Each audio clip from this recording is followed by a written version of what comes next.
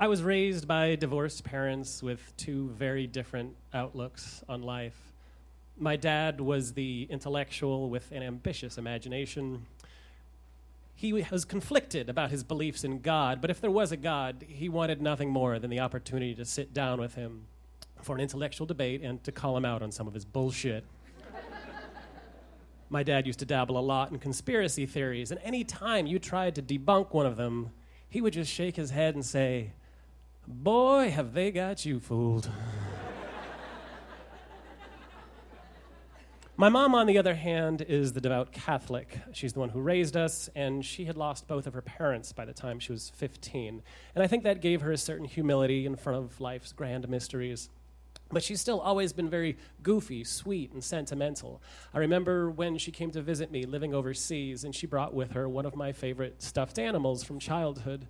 But rather than just give it to me, she hid it in my apartment for me to find weeks later and be totally confused by.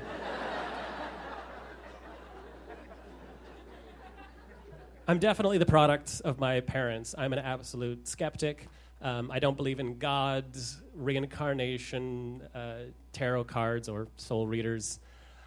What I believe in is the power of reason, and I believe in what can be empirically proven. But that said, I have also always believed that there's some grand equilibrium to the universe, that life is not capable of taking away from you more than it gives back.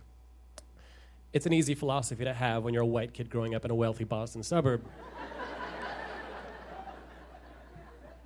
And it wasn't until last year that I really had it challenged and threatened. In January of 2014, my dad died unexpectedly, very suddenly, at just 68 years old of a heart attack. And as painful as it was, and still is, it does help to think about the fact that, at least medically speaking, my dad did kind of have it coming. Heart disease runs in my family, and my dad had had a heart attack 15 years earlier. His doctor had told him, "You need to quit smoking, quit drinking, eat better, and exercise." He improved his diet, and he pretty much quit drinking. I was proud of him, and I would tell him that. But I would also tell him, "Dad, if someone throws 4 live grenades at you and you only get rid of 2, you're still fucked and gonna die." But that pain, of course, cuts deep. And so 7 months later, I was still raw. Last September, when my brother called me up early on a Saturday evening and told me to sit down. Our mom had been out on the beach with her friends all day when a storm moved in faster than forecast. She and a friend were running from the beach to their cars when they were struck by lightning. Shot 30 feet across the sand. My mother's friend died that night, and my mom was unconscious at Mass General Hospital. When I heard this news, I physically did not accept it. My mother was in peak physical condition. My mother was an outdoors woman, but she was overcautious. And so, as it seemed like the Grim Reaper was knocking at the door, I just kind of flipped out the lights and hoped he'd just go away. As it turns out, very few people die from lightning strikes. About 20 to 30 a year in the US, and of those who are struck, more than 90% survive. These are the kind of statistics you learn on the internet while your girlfriend of 2 months drives you overnight 10 hours from DC to Boston. And it's the kind of things you learn from the doctor as all of your family are piling into the hospital. So there's plenty of reason for hope that first day, as scared as we were, and plenty of hope the second day, but less the third. And I happened to be the one sitting by my mother's bed, holding her hand and talking to her on the 4th morning when the doctors came in and told me what we knew. That we had hoped for some kind of response by now. That we were in miracle territory, and that he was sorry. As the doctors filed out of the room, I held on to my mom's hand in silence, and the song Angel by Aerosmith came on the radio. And that was followed immediately by Michael Bolton, How Am I Supposed to Live Without You? Which was then followed by Paul Young, Every Time You Go Away, You Take a Piece of Me with You. And as I listen to each of these songs, I start to think that this may well be the worst radio station I've ever heard in my life.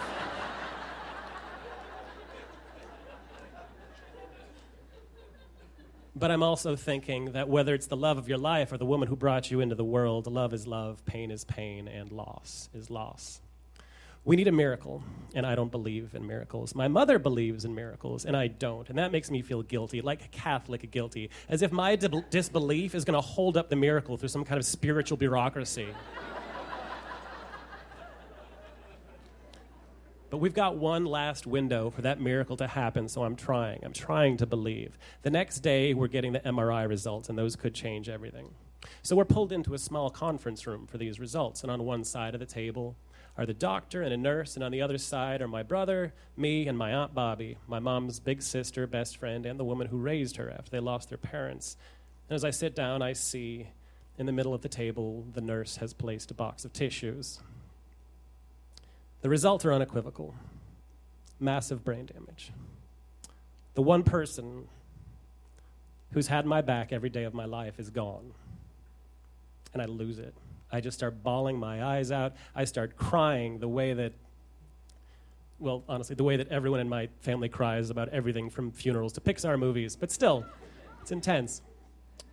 And my brother's rubbing my back, and my aunt just starts talking about what an amazing woman Marianne Mellnick was, what a full life, how fully she lived, loved, and laughed, and how above else every day of her life she built her world on the 3 F's. And it took a lot to get me to stop crying in that moment, but I'm not familiar with the 3 F's. So I ask for an elaboration. And she says, family, friends, and faith. My mom was human. I'm sure she squeezed in a 4th F where she could.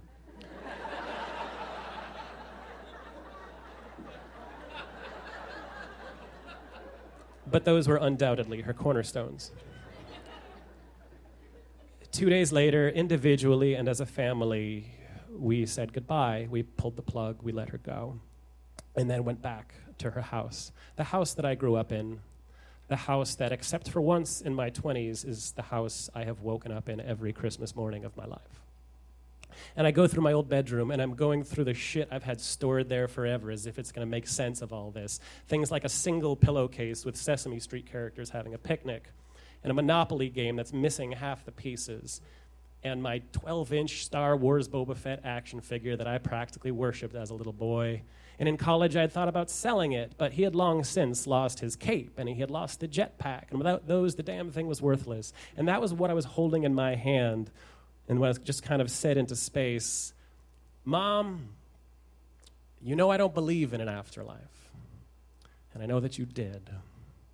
And I want so bad right now for there to be some way that I can meet you in the middle. So if you want to try to give me a sign that you're okay, I will try to see it.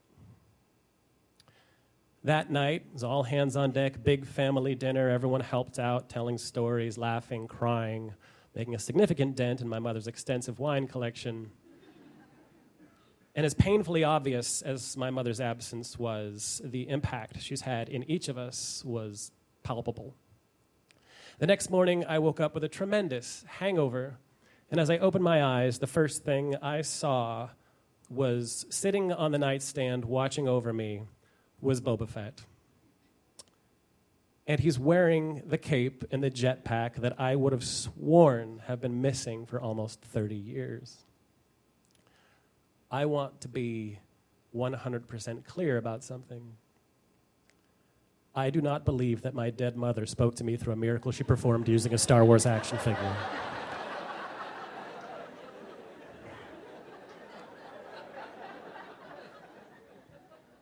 But it didn't matter. It didn't matter whether it was something spiritual in the cosmos or something in the back of my brain. It was just that something in that moment did tell me that reason was not going to get me through this, and that it was okay to have a little faith. I still don't believe in God, but I do believe it was my parents' time, and I believe that they have found peace. And if anyone wants to make the argument that this is just a psychological coping mechanism that I tell myself to get through the day, I get that. That is the most rational argument in the world. And the only response to that I have is, boy, have they got you fooled. Thank you.